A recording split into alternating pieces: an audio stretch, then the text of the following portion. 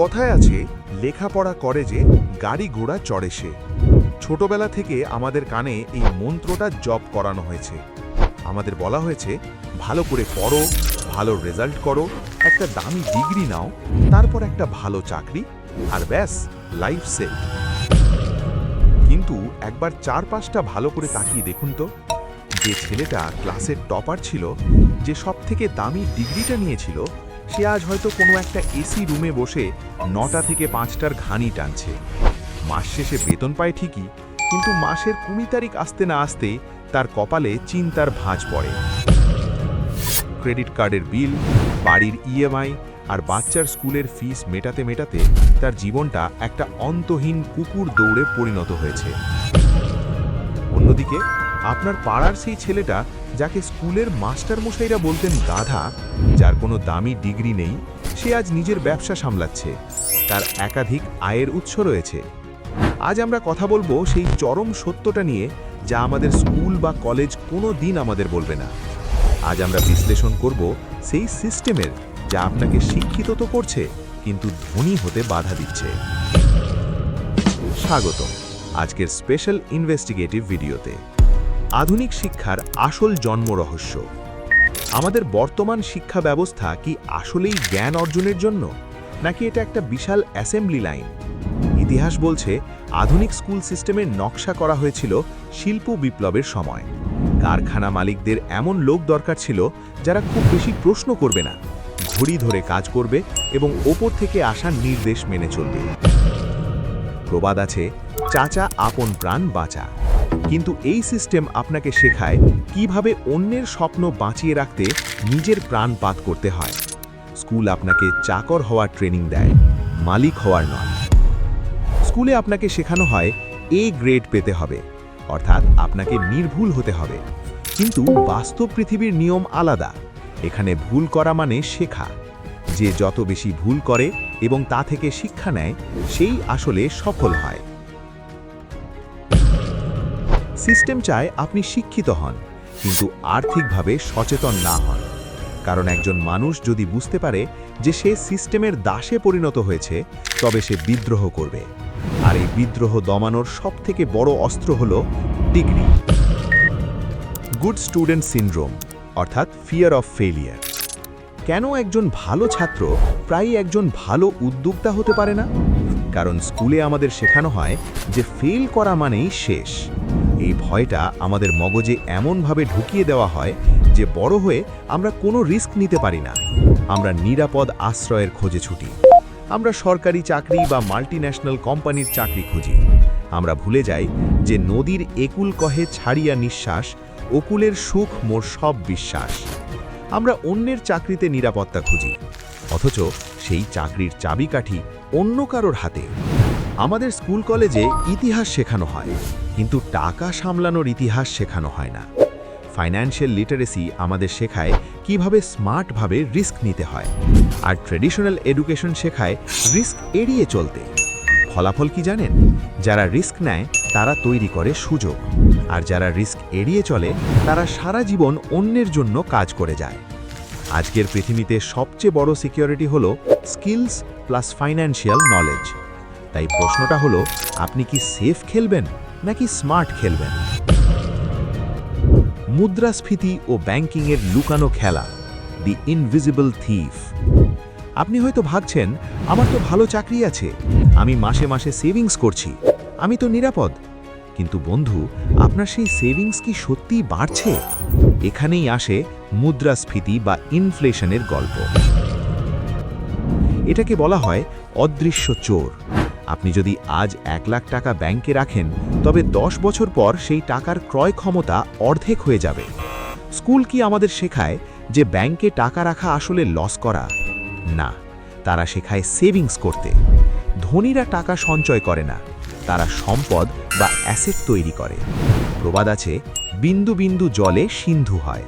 কিন্তু মুদ্রাস্ফীতির রোধে সেই সিন্ধুও শুকিয়ে যেতে পারে, যদি না আপনি সেই জলকে সঠিক জায়গায় কাজে লাগান।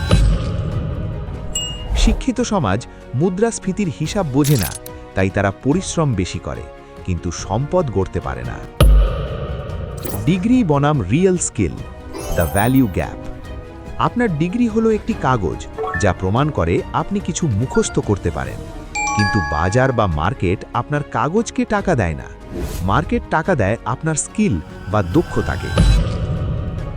আজকের যুগে একজন বিটেক ইঞ্জিনিয়ারের চেয়ে একজন ভালো ভিডিও এডিটর বা কোডারের ইনকাম অনেক বেশি হতে পারে। কেন? কারণ বাজারে সেই স্কিলের ডিমান্ড আছে। আমাদের ডিগ্রিগুলো প্রায় আউটডেটেড। যে সিলেবাস আপনি 4 বছর ধরে পড়ছেন, পৃথিবী তার চেয়ে অনেক দ্রুত বদলে যাচ্ছে। বলা হয় অল্প বিদ্যা ভয়ঙ্করী। ডিগ্রির অহংকার অনেক সময় আমাদের নতুন কিছু শিখতে বাধা দেয়। আমরা মনে করি আমরা তো শিক্ষিত, আমাদের আর শেখার কি আছে? আর এই অহংকারই আমাদের পতনের কারণ হয়। লাইফস্টাইল ক্রিপ ও ইএমআই এর ফাঁদ। একজন শিক্ষিত মানুষ যখন বড় চাকরি পায়, তার প্রথম কাজ কি হয় জানেন? একটি দামি স্মার্টফোন, একটি ব্র্যান্ডেড গাড়ি এবং একটি বিলাসবহুল ফ্ল্যাট কেনা। আর এই সব কিছুই হয় ইএমআইতে। এটিকে বলা হয় গোল্ডেন হ্যান্ডকাফস বা সোনার হথকড়ি। আপনি দেখতে সফল, কিন্তু আপনি আসলে ঋণের জালে বন্দী। আপনার ডিগ্রি আপনাকে বড় লোন পাওয়ার যোগ্যতা দেয়, কিন্তু সেই লোন শোধ করতে আপনাকে পরের 30 বছর গাধার মতো খাটতে বাধ্য করে। প্রবাদ আছে, তেলা মাথায় তেল দেওয়া। ব্যাংকগুলো আপনাকে লোন দেবে কারণ তারা জানে আপনি শিক্ষিত, আপনি ভয় পান, আপনি চাকরি ছাড়বেন না। আপনি আপনার যৌবন বিক্রি করছেন ব্যাংকের সুদ মেটানোর জন্য। একে কি আপনি সাফল্য বলবেন? সম্পদ বা অ্যাসেট বনাম ব্যয় বা লায়াবিলিটি এর আসল সংজ্ঞা। রবার্ট কিওসাকি তার রিচ ড্যাড পুয়ার ড্যাড বইতে একটি চমৎকার কথা বলেছিলেন। সম্পদ আপনার পকেটে টাকা আনে, আর দায় আপনার পকেট থেকে টাকা বের করে নেয়। শিক্ষিত মধ্যবিত্ত সমাজ তাদের বাড়িকে সম্পদ মনে করে, কিন্তু যে বাড়ি আপনার পকেট থেকে প্রতি মাসে ট্যাক্স আর মেইনটেনেন্স বাবদ টাকা বের করে নিচ্ছে, তা আসলে একটি দায় বা লায়াবিলিটি। ধনীরা আগে সম্পদ তৈরি করে যা থেকে ইনকাম আসে, আর সেই ইনকাম দিয়ে তারা বিলাসিতা করে। আর আমরা আগে বিলাসিতা কিনি, তারপর সেই দেনা মেটাতে জীবনপাত করি। প্রবাদ আছে, আয় বুঝে ব্যয় কর।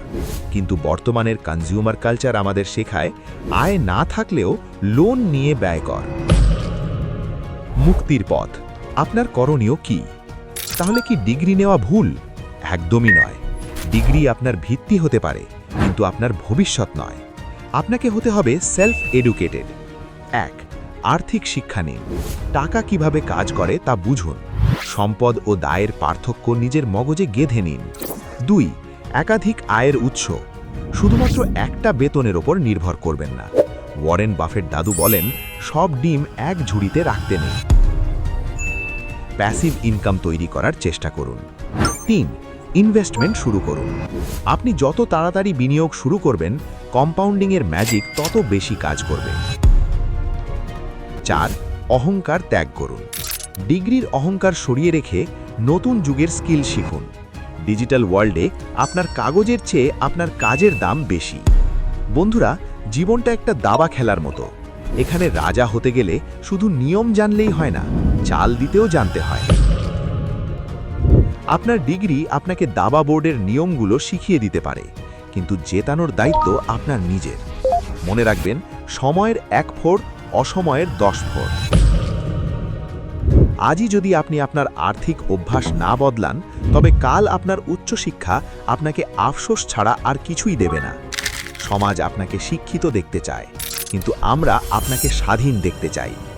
ভিডিওটি যদি আপনার চিন্তাধারাকে সামান্যতম নাড়া দিয়ে থাকে, তবে শেয়ার করুন তাদের সাথে যাদের আপনি সফল দেখতে চান। আপনি কি মনে করেন ডিগ্রি ছাড়াও সফল হওয়া সম্ভব? কমেন্টে আপনার মতামত জানান। দেখা হচ্ছে পরবর্তী ভিডিওতে। ততক্ষণ পর্যন্ত নিজের অ্যাসেট বিল্ড করতে থাকুন।